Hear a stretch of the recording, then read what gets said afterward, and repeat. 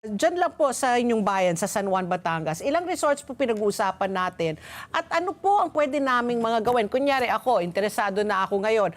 Anong mga dapat hahanapin ko? Paano ako magbo-book? Kailangan tawagan ko pa yan. Eh baka pati yung phone number, fake na rin, no? Yung website. Yes. So baka hindi rin naman ako mapunta sa legit. So ano Yes. ang tips po ninyo para po to ensure na diretso po kaming nagbo-book sa tamang resort? At ilang nga resort po ang pinag-uusapan po natin? Diyan lang po sa inyong bayan, sa We San have Juan. 200 plus resort. Wow, ang dami pala. Opo, Kaya marami. pala. Kasi, oo. 200 Marami plus. po kaming resort, ma'am. Okay. And ang akin po laging sinasabi ay before po mag-book ang ating pong mga turista, mag-legit check.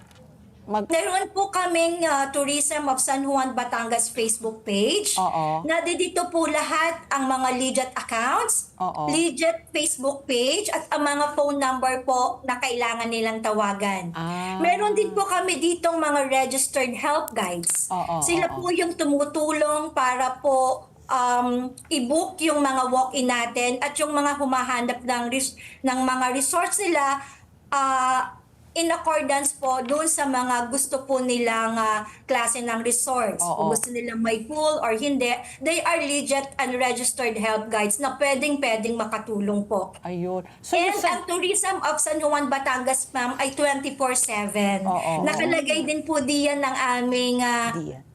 phone number. Oo. Pwede po yung tawagan. Oo. Wonderful San Juan Facebook page and Tourism of San Juan Facebook page. Oo. Huwag na po sana tayong maging ma'am, doon po sa Facebook page ng mga resorts, huwag po tayong maging kampante.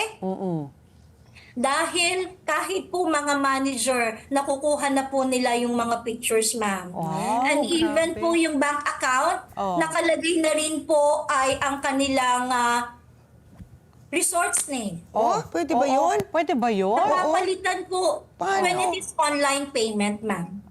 Napapalitan yung alias. Oo. Nakakapag-type sila ng bagong Ganun. name. Account name. Pero Oo. hindi na siguro po napapansin. When they transfer, lalabas talaga doon yung Pangalan. number lamang at hindi yung full name. So hindi mo na po mababasa kasi mayroong A ...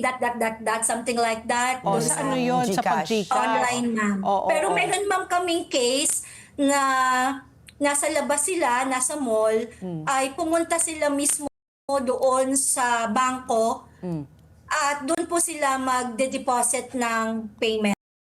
Oo. At nalaman nila sa bank, ma'am, this is not the official name of this account number. Ah.